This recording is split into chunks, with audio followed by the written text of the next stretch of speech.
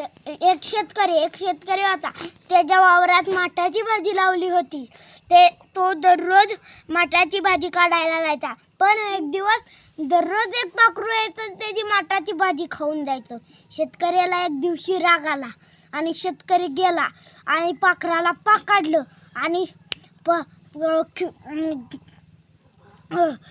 खडका वापटलं पोत्यात भरून आणि म्हणला, शेतकरी म्हणला, मेलास का पाखरा?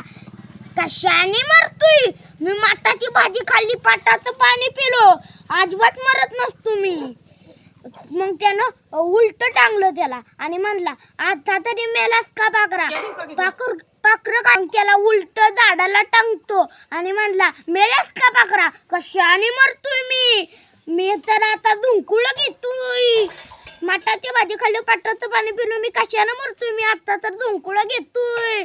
मग त्याला जाळात टाकतो शेवटींदा, तरी मरत नाही आणि म्हणतो, मेलास का पाखरा? कशाने मरतोय? पाटाची भाजी खाल्ली, पाटाचं पाणी पिलो, आता तर मी अंग शिकतोय.